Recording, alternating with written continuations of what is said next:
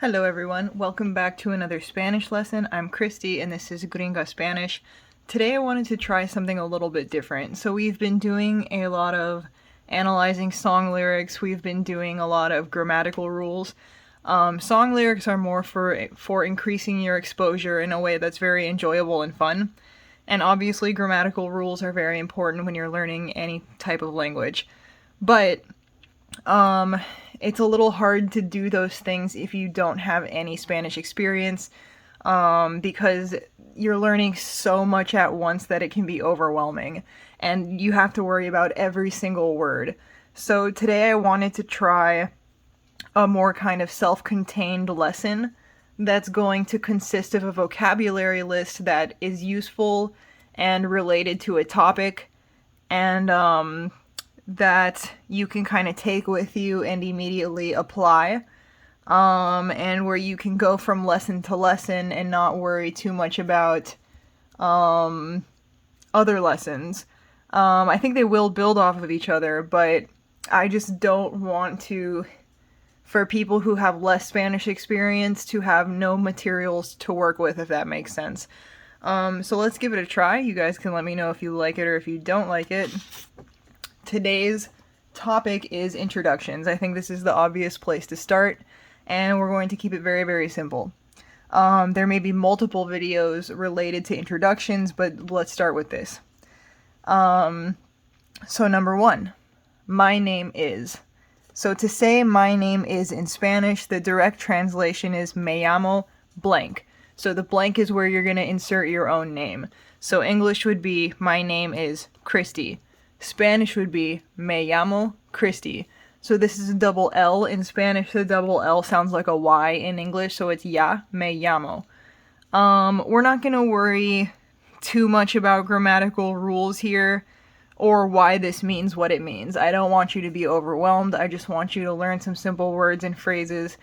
And then over time, as we come up with things or as we encounter things where it's really important for you to know the grammar, I'll explain it to you. But to start with, let's just start with giving you some words that you can recognize. So my name is blank, me llamo blank. 2. What is your name? That's ¿Cómo te llamas? So you'll see in Spanish you have the upside down question mark at the beginning and the right side up question mark at the end. When you're writing in Spanish, you need to put the upside down question mark at the beginning of a question and a right side up question mark at the end. So what is your name? ¿Cómo te llamas? You can go ask that to anybody and they will tell you their name. Okay? 3. Hello. Hola. You probably know this one, but I don't want to make any assumptions. If you don't have any Spanish experience, hola means hello. And you do not pronounce the H like you do in English. So in H you have the hello. In Spanish, you could almost just put your finger over it and say it like that. Hola. You do not say the H. Don't say hola. I do that to joke around with people, but it's not correct. Okay. 4. What's up? So these are some informal ways in Spanish, like how you can talk to your friends. You can say ¿qué tal? That means what's up. ¿Cómo te va? That means how is it going? Those of you who have a little more experience might recognize va comes from ir, which means to go. So this literally means how's it going? How's it going for you? ¿Cómo te va? If you don't know that, don't panic. Just recognize this phrase. ¿Cómo te va means how is it going for you. Another thing that you can say is ¿qué pasa? That can also mean what's wrong or what's the matter, but it doesn't have to be a bad thing. You could just come up to somebody, like say, how are you? ¿Qué pasa? Okay, so those are 3 ways to say what's up to somebody that you're familiar with. 5. What things do you like to do? So this question is pretty vague in Spanish, the same way that it would be in English, but what I really want you to be able to start doing here is saying things about yourself. So in order to do that, let's have this more generic question. You could ask somebody, like it's similar, like if you're meeting somebody at a bar, you might say like, what do you do? What's your job? What kind of things do you like to do? And so those are the kind of questions that I'm trying to get into. But I also want you to keep in mind that if you ask this in a context where it's confusing it could be a little unclear exactly what you're referring to, the same way that it would be in English. Like if you go up to somebody without any context and you're like, what do you like to do? They'll be like, do you mean what do I like to do at work? Like, what do I like to do when this happens? Like, what do you mean? But in the context of getting to know somebody, like you just met your friend's friend or something, you might be like, oh, what kind of things do you enjoy doing? So just keep that in mind. There's a lot of variations of this question, but I want to give you this question so that we can start introducing ourselves, saying things that we like to do and things like that. So, 5. What things do you like to do? ¿Qué te gusta hacer? Hacer means to do. Te gusta means you like, and ¿qué means what. So, ¿qué te gusta hacer? What do you like to do? And 6 is the response. I like to blank. So in order to say you like to do something, you're going to say me gusta and then the verb. So I know you don't know a lot of verbs right now. That's totally fine, which is why this vocabulary list is going to include 3 verbs that you can practice. 1, to practice sports. That's going to be practicar deportes. Practicar means to practice, and deportes means sports. So you should start learning a tiny bit of grammar at this point. Don't worry, nothing overwhelming. That's the point of this. But whenever you have a verb in Spanish, it's always going to have an AR, an IR, or an ER at the end. So in this phrase, practicar deportes, practicar is the word that is a verb that means to practice, and deportes means sports. So this means to practice sports. The infinitive means it is the version of the verb that is not conjugated, as in that version of the verb doesn't tell you who did it, as in it doesn't tell you I did it, it doesn't tell it you did it, it doesn't tell it he did it or they did it, and it also doesn't tell you when it happened, past, present, future, or anything like that. It is just the pure form of the verb. So that's what the infinitive is. If that sounds really confusing, don't worry. It'll become clear as you encounter more examples. When you're saying I like to do something in English, you also use the infinitive form of the verb, which is why this is a great example to get started with. So in English, I would say I like to swim. I like to run.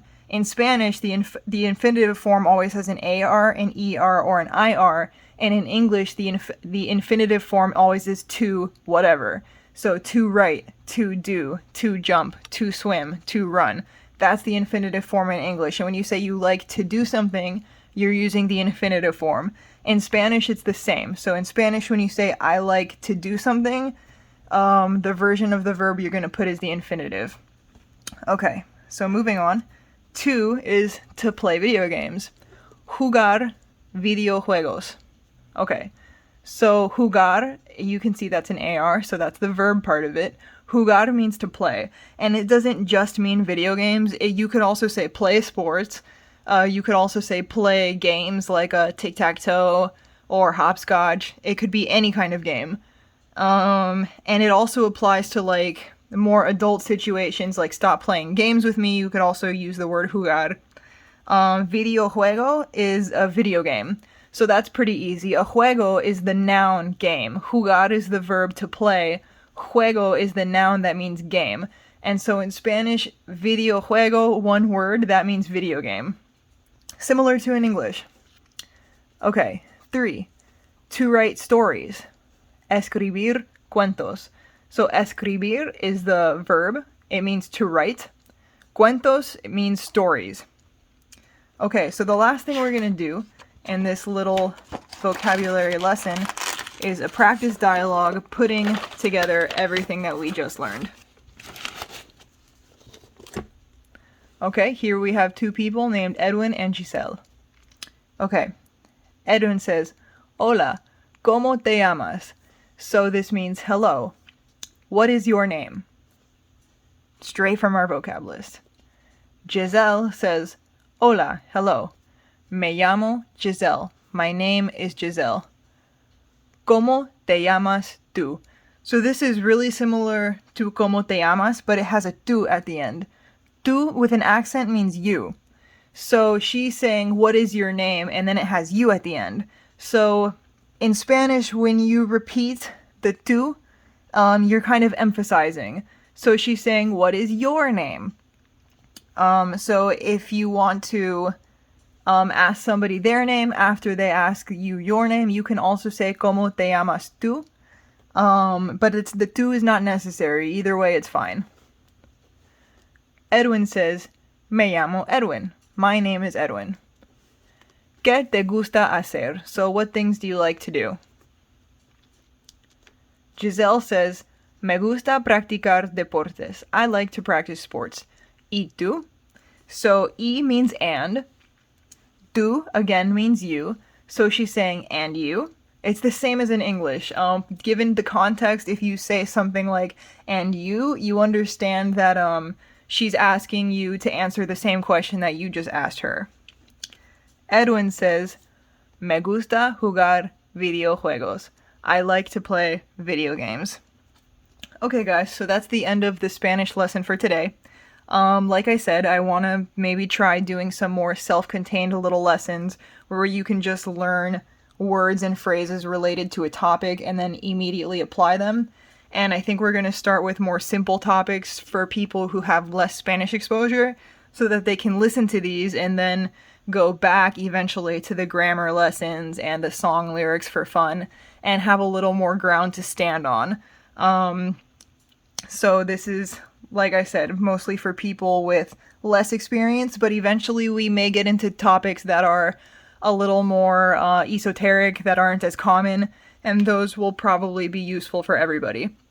But thanks, guys. I'll see you next time.